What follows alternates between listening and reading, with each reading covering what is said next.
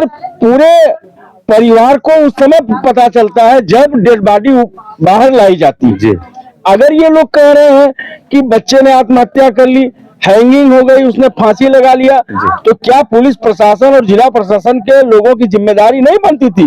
अगर यही घटना किसी मुसलमान के साथ हुई होती तो सरानी, संजरपुर, परिया से तकिया से लेकर के आप तक आग लग गई होती, विस्फोट होना शुरू हो गया होता। जितना मेरा है उतना तेरा भी है देश है, लेकिन हर शहीद मेरा, हर आतंकी तेरा क्यों है? मैं मुसलमान से पूछना चाहता हूँ, मुसलमान के भाइयों से पूछना चाहता हूँ, तुम्हें देश में अधिकार भी चाहिए, तुम्हें देश में भाईचारा भी चाहिए, लेकिन नहीं, हमारे हिंदू भाइयों को काटने से बात तुम लोग नहीं आओगे। ये बहुत गरीब परिवार है। माँ की गोद में 2 सुमन खिले थे, माँ की गोद में 2 सुमन खिले थे, एक सुमन है, एक सुमन चला गया।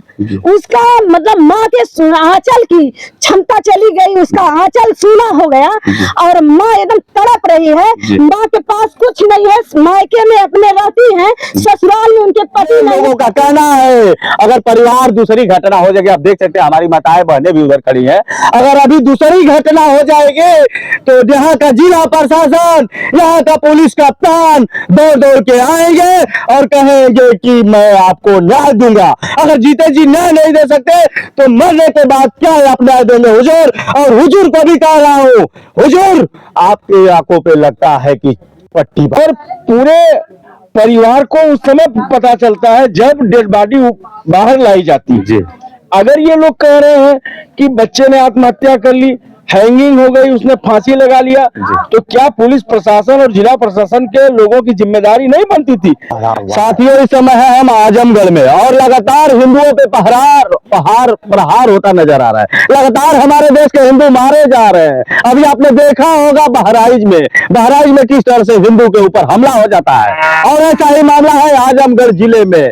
कब तक मारे जाएंगे हिंदू? मैं जातिवाद को लेकर नहीं कहूंगा, मैं यह कहना चाहूंगा लगातार और कब तक इस तरह की घटनाएं होती रहेंगी। सबसे पहले तो हम आपका परिचय जानना चाहेंगे। मैं विशाल यादव जी, राष्ट्रीय महासचिव यादव महासभा जी। और हमें जबकि ये घटना जब से ज्ञात हुई है जी, मैं लगातार अपने फेसबुक, इंस्टाग्राम, ट्विटर, अपने हैंडल से जितने भी हो सकता है मैंने लोगों को जागरूक करने का काम किया, और मैंने सबसे पहले यहाँ आकर के इस आवाज को उठाने का काम किया है। और मैं तो इतना सिर्फ अपने समाज के लोगों से कहना चाहता हूँ, कब तक अपनी रक्षा को अखिलेश पुकारे जाएंगे, हम सब यादव चुप रहे तो रोज रोज मारे जाएंगे। बात मुसलमान की है तो इस मामले को दबाया जा रहा है, बात हिंदू की है तो इस मामले को दबाया जा रहा है। मेरा भाई यादव है, यादव के नाम पे 10-10 विधायक यहाँ है समाजवादी पार्टी के, यादव के नाम पे 2-2 सांसद बने हुए यहाँ के, इसी विधानसभा से निजामाबाद से 40,000 वोटों से जीत के गए हैं दरोगा प्रसाद सरोज, लेकिन अभी तक इस भाई को न्याय दिलाने के लिए एक कदम यहाँ तक नहीं रखा है। मैं खुले शब्दों में कड़ी निंदा करता हूँ समाजवादी पार्टी के और उनके नेताओं का। मैं राहुल गांधी से भी प्रश्न करता हूँ कि क्या तुम्हारी यही मोहब्बत की दुकान है?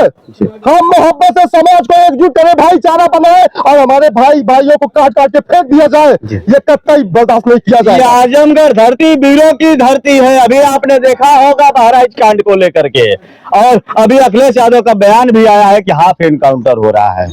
इसको लेकर क्या कहिएगा? और खास तौर से हम मुसलमान की जब हत्या हो जाती तो मुझे आशा और उम्मीद है कि सेवैया भी खाते लोग और जो प्रक्रियाएं हैं अपना प्रदर्शन भी करते। अगर यही घटना किसी मुसलमान के साथ हुई होती तो सरानी, संजरपुर, परिया से तकिया से लेकर के आप तक आग लग गई होती, विस्फोट होना शुरू हो गया होता। जितना मेरा है उतना तेरा भी है देश है, लेकिन हर शहीद मेरा, हर आतंकी तेरा क्यों है? मैं मुसलमान से पूछना चाहता हूँ, मुसलमान के भाइयों से पूछना चाहता हूँ, तुम्हें देश में अधिकार भी चाहिए, तुम्हें देश में भाईचारा भी चाहिए, लेकिन नहीं, हमारे हिंदू भाइयों को काटने से बात तुम लोग नहीं आओगे। क्या कहना चाहेगा जो वर्तमान में सरकार है और कह रही है, अभी तो कह रही है कि हिंदू राष्ट्र बनाएंगे? मैं पूर्ण रूप से समर्थन करता हूँ और मैं माननीय मुख्यमंत्री जी से यह निवेदन करता हूँ, सबसे पहले मेरे भाई को 2 दिन अपहरण करके रखा गया, उस मुस्लिम पे सबसे पहले अपहरण का मुकदमा दर्ज हो, फिर हत्या का मुकदमा दर्ज हो, फिर साक्ष्य मिटाने का दर्ज हो और ये नशे लगा के उसको जेल में भेजने का काम किया जाए, और इसके साथ साथ उसके घर पर भी बुलडोजर चलाने का काम किया जाए, जिसने मेरे भाई को शहीद किया है। मेरा भाई मरा नहीं है, इन मुगलों के हाथों शहीद हुआ है। लेकिन ये आप कैसे कह सकते हैं? बहुत बड़ी बात कह रहे हैं, वो भी ऑन कैमरे में कह रहे हैं, कैसे हो सकता है? यही नहीं हो सकता है, क्यों नहीं हो कैसे सकता कह है? सकते हैं भाई साहब? ये बहुत बड़ी बात आप कह रहे हैं। इसलिए हो सकता है कि जब शाम से परिजन लगातार उसके संपर्क में थे, जो दुकानदार था, जी। उसने कहा नहीं कहा, उसने सबसे परिजनों को पहले बताया कि नहीं वो घर चला गया है। जब वहाँ पे उसकी गाड़ी बरामद हुई, कहा कि छत पे बैठा हुआ है, और लास्ट में उसकी लाश मिलती है। प्रशासन भी इसमें मिला जुला हुआ है। कैसे आप कह सकते हैं प्रशासन मिली हुई? इसलिए कि परिजनों ने अभी हमें बताया है कि जो फर्स्ट तहरीर दी थी परिजनों ने, उसको बदल करके दूसरी तहरीर पर मुकदमा दर्ज किया गया है। यानी घर वालों ने जो पहली तहरीर दी, वो जानकारी मिली है, जानकारी ये भी मिली है कि उसे फाड़ के फेंक दिया गया। गांव के लोग बताएं इस तरह। जी, उसमें क्या सच्चाई है? सच्चाई एकदम सत्य है जी। परिजन आप देख सकते हैं जी। जो आरोप लगाया जा रहा है, मेरे भाई को इमेज को डेंट करने का काम किया जा रहा है। आप देख सकते हैं दूसरे के घर में मेरे भाई का परिवार रहता था। मेरा भाई मरा नहीं है, मेरा भाई शहीद हुआ है। जी, मेरा भाई शहीद हुआ है। मेरी भाव नहीं, मेरी आत्मा रो रही है। इंडियन के लोगों का जो समाजवादी पार्टी के दरिंदे हैं, इन लोगों के कारण से मेरी आत्मा रो रही है। इनकी आत्मा कहाँ मर गई? अखिलेश यादव का तेज रह गया, कहाँ धर्मेंद्र यादव कन्या रह गया? जी, बहुत दुख। तुम आकर के मैनपुरी से हमारे समाज के लोगों का वोट लेते हो, लेकिन जब समाज की हक कानून की लड़ाई की बात होती है तो तुम सबसे पहले हाथ उठा देते हो, क्योंकि मुस्लिम समाज का मामला है। जी, नहीं बर्दाश्त किया जाएगा। और यहाँ वोटर किसी का गुलाम नहीं है। जी। अच्छा, ये बताइए क्या इस घटना के बारे में क्या कहना चाहेंगे? जो वर्तमान सरकार है, यहाँ से सांसद हैं, पूर्व सांसद हैं दिनेश लाल निरहू। अच्छा, नेता प्रेताओं का क्या सहयोग है? कोई आ रहा है, जा रहा है, परिवार की तरफ से देखा जा रहा है, कोई सिक्योरिटी नहीं है, लगता है दूसरी हत्या हो जाएगी तो फिर जाहिर सी बात है जी, पूरी तरह से लापरवाही बरती जा रही है जी। और अभी परिजनों के द्वारा बताया गया जी कि जो दुकानदार है वो समाजवादी पार्टी के पूर्व विधायक का करीबी रिश्तेदार है जी। उस पूर्व विधायक के प्रभाव में आकर के तहरीर बदली गई जी। उस पूर्व विधायक के प्रभाव में आकर के कोई कार्रवाई नहीं की जा रही है। अभी तक 1 हफ्ता हो गया, एक भी मुलजिम नहीं पकड़ा गया है। जी, बहुत दुखद घटना है। और जैसा कि इन्होंने बताया है, मैं इस पीड़ित परिवार से भी मिलूंगा, कब तक मारे जाएंगे हमारे देश के हिंदू। आपने बहराइच कांड देखा, ये हम नहीं कह रहे हैं, ये लोग कह रहे हैं। ये लोग कह रहे हैं कि हमारी तहरीर को फाड़ के फेंक दिया गया। लोगों का यह कहना, पोस्टमार्टम रिपोर्ट भी जानकारी मिली आई है। जी जी, आई है। उसमें ये दर्शाया गया कि दम घुट के उसकी मृत्यु हुई है। जी।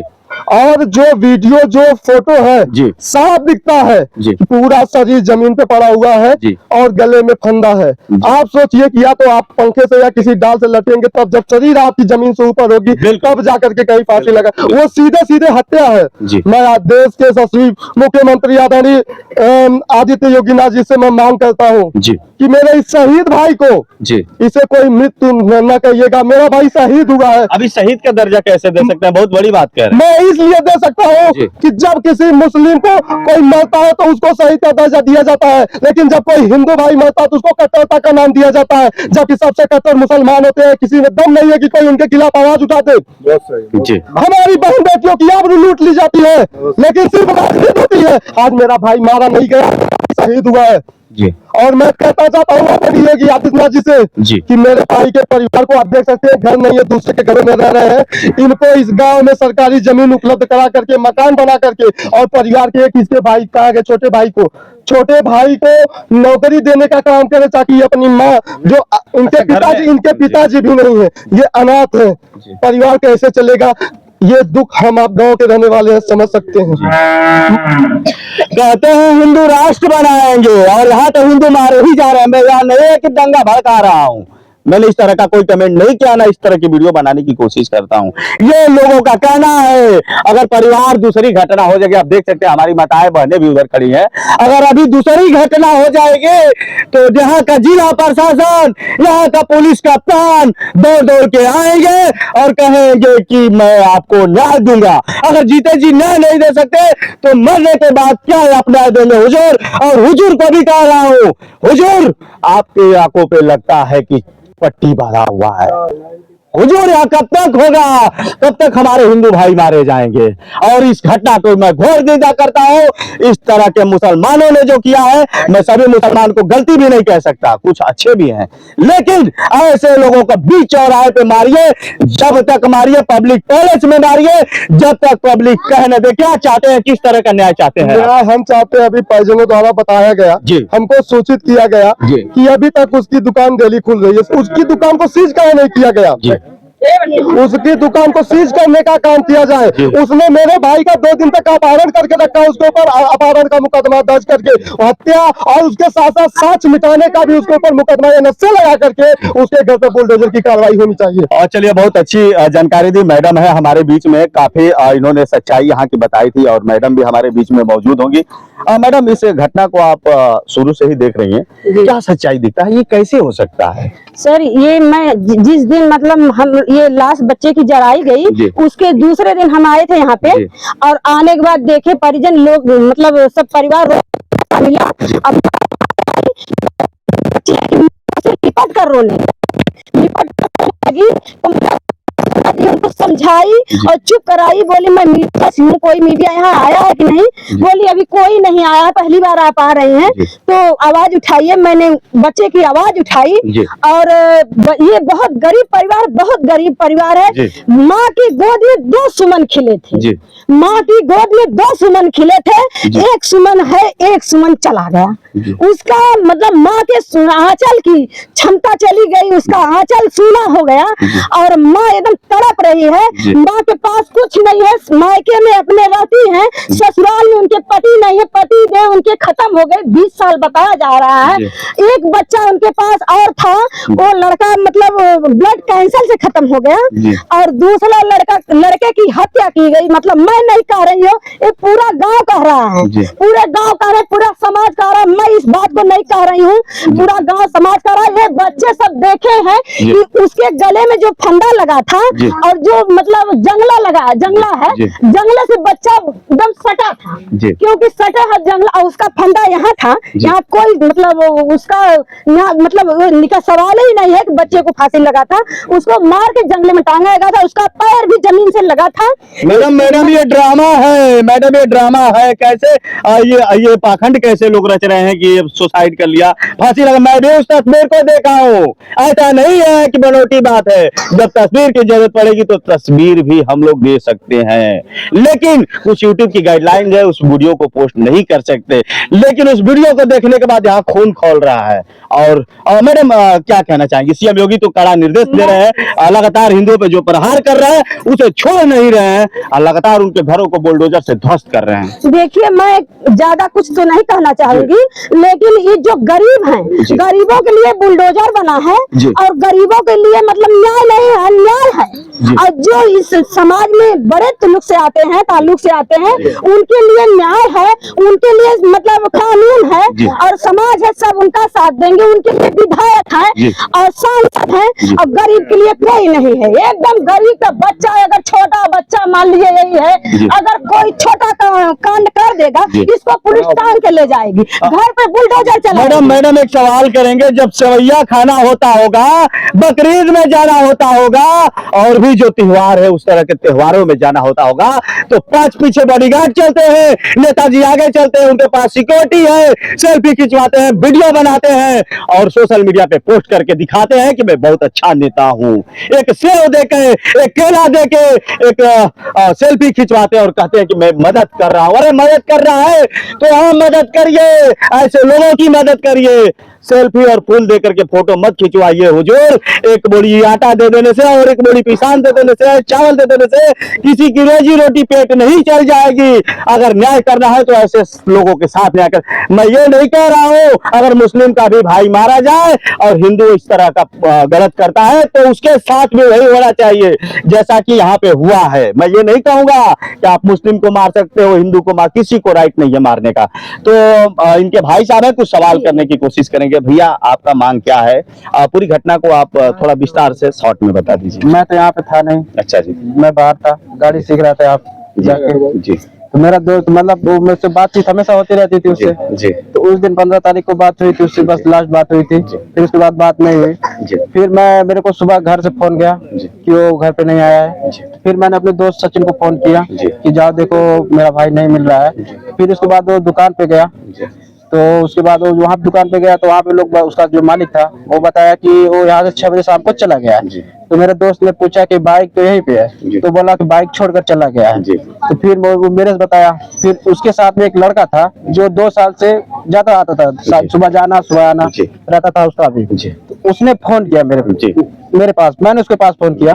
मैंने पूछा कि मेरा भाई यार तुम्हारे साथ ज्यादा आता रहता था हमेशा पर डे, तो क्या हुआ था उसको? वो बोला कि कुछ हुआ नहीं है, वो ऊपर बैठा है ठीक ठाक है। तो मैंने अपने दोस्त सचिन को ये सब बताई, घटना बताई कि जाओ यार वहाँ पे मिला है, सब ठीक ठाक है। तो वो मेरे दोस्त के पास फोन किया, पहले बोला तो ठीक है जी। फिर बोल रहा है कि वो बेहोश है, मतलब कई जितनी बार हम लोग फोन किए वो कई की बात बता रहा था। फिर लास्ट में उसने बोला कि अपने गांव के सरपंच है 2-3 जिम्मेदार आदमी को तुम लेकर आओ यहाँ पे। तो मेरे दोस्त ने पूछा कि जब वो बेहोश है तो इनकी क्या हो सकता है, मैं आराम में उसको दवा कराऊंगा। जी बिल्कुल बिल्कुल कराऊंगा।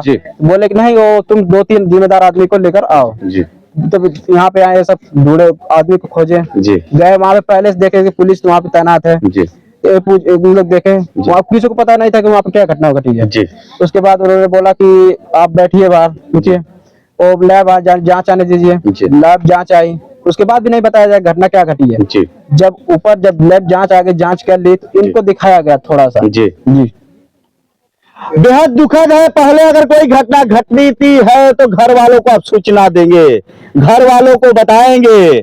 चलिए हम मिलते हैं इनके जो घर के और लोग भी हैं, कुछ क्षेत्र के लोग, गांव के लोग, नेता लोग, जो लोग। अच्छा ये बताइए सचिन, सॉरी क्या नाम? विशाल जी, एक बात बताइए, नेता प्रेता का क्या सहयोग है? यहाँ कोई आ जा रहा है कि नहीं है? अभी तक तो कोई नहीं आया जी। चुनाव आते ही लोग दिखेंगे। चुनाव आते ही लोग दिखेंगे और बहुत ही दुर्भाग्य जी।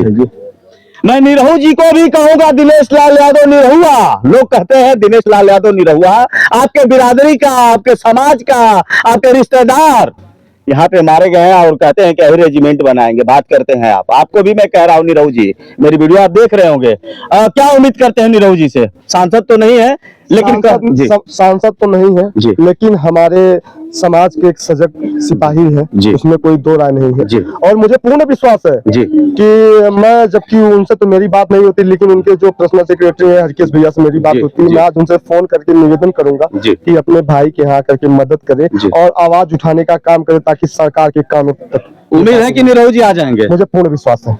में उनकी बहुत अच्छी पकड़ है और वो चाहेंगे तो दूध का दूध और पानी का पानी भी होगा। जी बताइए। उनको जितना मुख्यमंत्री जी मानते हैं उतना प्रधानमंत्री जी भी मानते हैं और एक समाज के हमारे प्रतिबिंब तो है, उसमें कोई दो राय नहीं है। ये हम समाज को तो ये समझना पड़ेगा कि वोट लेने के लिए जब चुनाव का समय आता है तो तरह तरह के बहरूपी आ जाएंगे। जी बिल्कुल।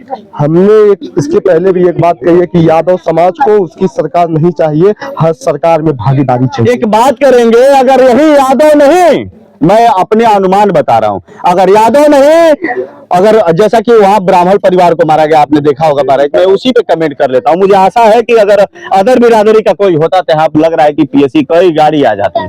मानता हूं कि वहां आस्था का भी विषय था, ऐसा लोग भी कमेंट करेंगे, लेकिन मुझे ऐसा लग रहा है, इसको लेकर क्या कहिएगा? देखिए वहाँ की घटना बहुत दर्दनाक थी। जो उस भाई के साथ हुआ वो भी नहीं होना चाहिए था।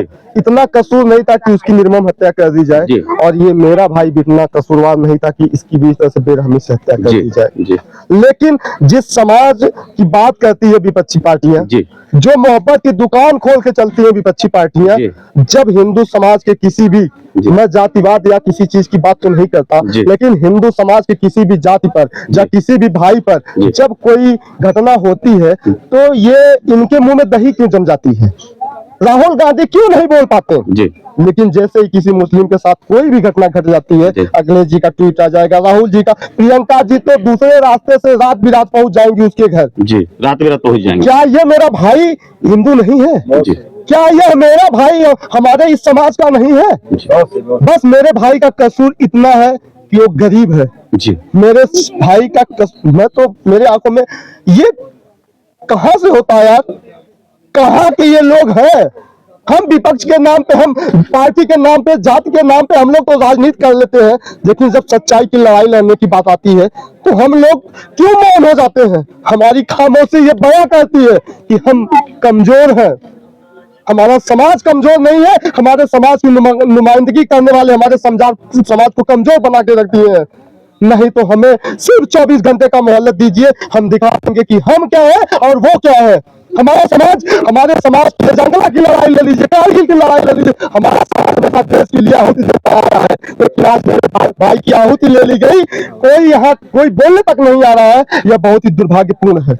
अगर इस मामले को अगर जिम्मेदारी से नहीं लिया जाएगा, गंभीरता से नहीं लिया जाएगा, तो कहीं ना कहीं यह जो रूप है विकराल रूप लेता हुआ नजर आ रहा है। मैं बार बार कहूंगा कि हिंदू मुस्लिम करके आप लोग झगड़ा नहीं करेंगे, आप लोग कानून को हाथ में नहीं लेंगे, लेकिन यहाँ का जो दृश्य देखा जा रहा है, यहाँ का जो रौब देखा जा रहा है, लोगों के अंदर आक्रोश देखा जा रहा है। एक तरफ से बहुत क्षति हुई है, किसी का बेटा उजड़ गया तो किसी का भाई उजड़ गया। चलिए हम मिलते हैं गांव के परिजन लोगों से मिलने की कोशिश कर। साथियों नमस्कार, मैं आपको बता दूं कि मैं इस समय गंधोई गांव आजमगढ़ जिले में पहुंच चुका हूं, जहां पे मुस्लिम पक्ष द्वारा एक युवक की हत्या कर दी जाती है। और ये जो युवक होता है सचिन यादव होता है, हिंदू समाज का बेटा होता है, लेकिन कहीं ना कहीं कब तक होता रहेगा हिंदुओं पे प्रहार। किसान आंदोलन के जो नेता है यहाँ पहुंच चुके हैं, इनसे कुछ सवाल करने की कोशिश करेंगे। हकीकत में आप पहुंचे हैं, सर आपने देखा क्या है? देखिए, मैं आया तो पीड़ित परिवार से मिला। बहुत ही दुखद घटना है, जिसकी जितनी भी निंदा की जाए वो कम है। और घटना बहुत ही दुर्भाग्यपूर्ण है। ये बच्चा 20 साल का है। आप परिवार की हालत इसी समझ सकते हैं कि जिस 20 साल के नौजवान के हाथ में कलम और किताब होनी चाहिए, उसको यूनिवर्सिटी और कॉलेज मिलना चाहिए, वो अपने पारिवारिक स्थिति को देखते हुए एक टेक्सटाइल्स की दुकान पे जाके काम कर रहा था। उसके साथ उसके भाई से हमारी बातचीत हुई। उसने बताया कि हमारा भाई रोज सुबह 9 बजे जाता था और रात को 9 बजे वापस आ जाता था। उस दिन सरायमीर का मेला था, तो वो देर हुआ तो लोगों ने समझा कि मेले की वजह से कुछ लेट हो गया है, आ जाएगा। घर के लोग फोन लगाते रहे, रात के 11 बजे तक फोन नहीं उठता है। दूसरे दिन उसका साथी जिसका नाम सचिन है, वो जाता है उस दुकान पे, तो उसकी बाइक वहाँ खड़ी रहती है। उसकी बाइक वहाँ खड़ी रहती है, लेकिन जब दुकान के ओनर से पूछता है कि वो कहाँ है, तो कहा तो 6 बजे ही चला गया था। तो ये पूरा जो सचिन की मौत है वो संदिग्ध परिस्थितियों में हुई है। और कि परिजनों को बुला के विश्वास में लिया जाता, उनको दिखाया जाता कि ये चीज हो गया, लेकिन उसकी लाश बाहर ला करके परिवारी जनों को बताया गया। दूसरा सवाल यह है कि पुलिस का पूरा रोल जो है संदिग्ध है। पुलिस वहां पहले पहुंचती है, आखिर पुलिस ने उस घटना स्थल को क्यों नहीं सीज किया? एक बड़ी घटना है, उसको सीज करना चाहिए था। एक जांच एजेंसी वहां जांच करती ठीक से, लेकिन यहाँ तक परिवार का आरोप है कि इन्होंने जो तहरीर दिया उसको बदलवा दिया गया। तहरीर बदलवा ही नहीं दिया गया, तहरीर फड़वा दिया गया, ऐसी जानकारी मिली है। जी, तहरीर बदलवा दिया गया, तहरीर फाड़ दी गई। आखिर कौन सा दबाव है, कौन सा राजनीतिक प्रेशर है, कौन सा ऐसा दबाव है जिसके कारण वो तहरीर बदली गई? तो प्रथम दृष्टिया तो पुलिस इसी पे अपराधी पुलिस को दोषी मान लेना चाहिए कि पुलिस यहाँ दोषी है, वो ठीक से जांच नहीं कर रही है। लिहाजा सरायमीर के पूरे थाने के स्टाफ को सस्पेंड करके हटा देना चाहिए, और तब तक हटाया जाना चाहिए जब तक इसकी जांच पूरी न हो। सर इसी पे हम एक सवाल करेंगे, सस्पेंड कब किया जाएगा? जब यहाँ गंधोई गांव में मर्डर हो जाएगा, मारपीट हो जाएगी, कई लोगों की जानें चली जाएगी, हिंदू मुस्लिम हमारे जब एक टक्कर कर लेंगे, और जब हमारे हिंदू भाई मारे जाएंगे 100 की संख्या में, तब हमारे सीएम योगी जी और देश के पीएम मोदी जी, चाहे विपक्ष भी सवाल करेगा, क्योंकि उन्हें राजनीति करनी है। जी देखिए, पूरी तरह से कानून व्यवस्था फेल है। योगी जी से सूबा सफल नहीं रहा। रोज घटनाएं हो रही हैं, रोज घटनाएं हो रही हैं, लोग मारे जा रहे हैं। और जब जिस सूबे का मुख्यमंत्री खुद ये बात कहता हो कि ठोक दो, मिट्टी में मिला दो, तो अराजकता बढ़ेगी। लेकिन मिट्टी में मिला दो वाले की बात जो कह रहे हो, तो अपराधियों को कह रहे हैं ना, देशद्रोहियों को कह रहे हैं। अपराधी जो किसको कह रहे हैं उसका संकेत तो मिल रहा है ना। कह किसको रहा है, मार कौन जा रहा है? जी मार तो सचिन यादव ना जा रहा है। जी। जो बच्चा जिसके हाथ में कलम कापी होना चाहिए वो ना मारा जा रहा है। जी। अच्छा, एक नेताजी एक सवाल करेंगे, आप बहुत अच्छे नेता भी हैं, आपको ज्यादा अनुभव भी होगा। ये बताइए, बहराइच कांड में उतनी फोर्स लगाई गई है और शायद वही रूप यहाँ विकराल रूप ले ले, लोगों में मैं आक्रोश देखा हूँ यहाँ की जनता में। अगर हिंदू मुस्लिम भाई अगर आपस में टक्कर कर ले तो शायद लगता है कि हजारों की संख्या में फोर्स भी आएगी। मैं कैमरा पर्सन से कहूंगा जरा ये तस्वीर दिखा दे, लोगों का आक्रोश है। अगर इतनी बड़ी घटना होने से पहले यहाँ के शासन और प्रशासन और जो भी जिम्मेदार अधिकारी है शायद इस मामले को संज्ञान में ले ले और दूध का दूध चाहे तो पानी का पानी कर सकते हैं, लेकिन वो अभी नहीं करेंगे क्योंकि उनको जब तक ऊपर से आदेश नहीं आएगा तब तक नहीं करेंगे। देखिए, मोदी जी की जो सरकार है इसकी ईडी और सीबीआई बहुत तेज है जी। तो हम कहें इतनी बड़ी घटना हुई, जघन्य अपराध हुआ है, तो क्यों नहीं इसकी सीबीआई जांच करा लेते हैं? सीबीआई जांच करा दें, दूध का दूध पानी का पानी हो जाएगा। हमें तो लगता है यादव का लड़का मारा गया इसलिए भी कुछ। देखिए, सवाल यादव का लड़का मारा गया, कभी राजभर का लड़का मारा जाता है जी। कभी जो है क्या कहते हैं पासी का लड़का मारा जाता है। तो देखिए, ये सारी चीजें कानून तय करता है जी। हम करें कानून ठीक से रहे तो किसी भी जाति समुदाय बिरादरी का बच्चा मारा जाए तो कानून का राज है ना जी। कानून को कार्रवाई करनी चाहिए। लेकिन यहाँ जो कानून है वो पूरी तरह से ध्वस्त है, कानून की जो व्यवस्था है वो पूरी तरह से ध्वस्त है। आप बताइए, एसएचओ खुद जो है वहां जाके परिवार के लोगों से तहरीर फड़वा रहा है। अगर एसएचओ तहरीर फड़वा रहा है तो योगी जी ऐसे एसएचओ क्यों बनाए हुए हैं? यहाँ के एसएसपी क्यों नहीं उसको सस्पेंड करते हैं, क्यों नहीं उसको हटाते हैं? हम कहते हैं कि हम जो भी तहरीर दिए आप उस विवेचना करो ना, अगर हमारी बात सही नहीं होगी तो आप विवेचना में निकाल देना, लेकिन आप हमारे आरोप को ही खारिज कर दे रहे हो। हमारा बच्चा मारा जा रहा है, हमारे आरोप को पुलिस खारिज कर दे रही है, तो अगर किसके दबाव में कर रही है? सर एक सवाल करेंगे, पहली प्राथमिकता पुलिस की होनी क्या चाहिए वहां पे? देखिए, पुलिस की प्राथमिकता ये होनी चाहिए थी कि पुलिस को जब वहां बुलाया गया तो पुलिस वहां गांव के जिम्मेदार, जिस गांव में घटना हुई इस गांव के जिम्मेदार लोगों को बुलाती, प्रधान को बुलाती, 2-4 सम्मानित लोगों को बुलाती, परिवार के लोगों को बुलाती और दिखाती कि ये भैया जो ये बात कहने की आत्महत्या किया। तो उसने तो पहले जांचें बुलवा दिया, ऐसी जानकारी मिल रही है। नहीं तो उसने क्या किया कि पुलिस ने सब कुछ लिपापोती कर दी।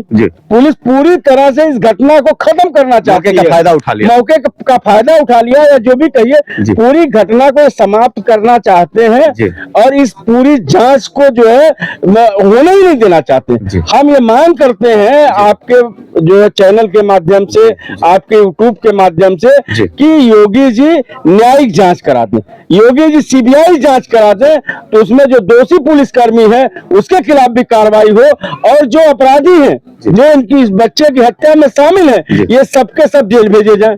आखिर पुलिस ने अभी तक क्यों नहीं किसी को जेल भेजा, क्यों नहीं किसी को अरेस्ट किया, क्यों नहीं उसकी दुकान को सीज किया?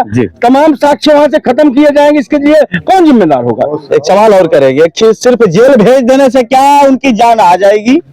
एक सवाल है आपसे, जेल भेज देने से सचिन यादव की जान वापस आ जाएगी? देखिए, जेल भेजने से किसी की जान नहीं आती लेकिन वो अगर जेल भेजे जाएंगे तो जांच प्रभावित नहीं कर पाएंगे। जो जांच होनी है, जो अपने पैसे की ताकत पे वो जांच को प्रभावित कर रहे हैं, वो जांच को प्रभावित नहीं कर पाएंगे, इसलिए उनको जेल भेजना जरूरी है।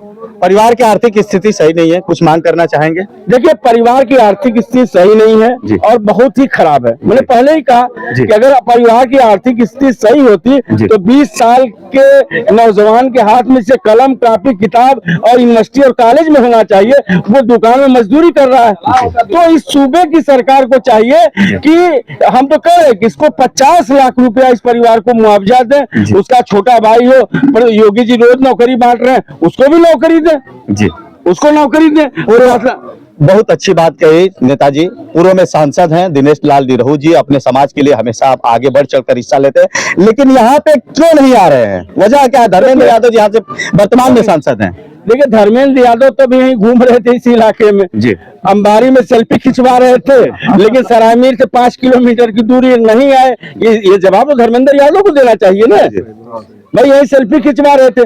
जिस दिनेश यादव की बात आप कर रहे हैं, जब हमारा किसान आंदोलन चल रहा था तो उस समय आदमी बयान दे रहा था कि आजमगढ़ के लोग मनबर हैं, इनको सीधे ऊपर भेज दो, इनको जेल भेज दो, इनका घुटना पंचर कर दो। तो इस तरह के सांसद की, भाई वो तो अभद्र व्यक्ति है। निरहू जैसे लोग समाज के आइकॉन थोड़ा हो सकते हैं।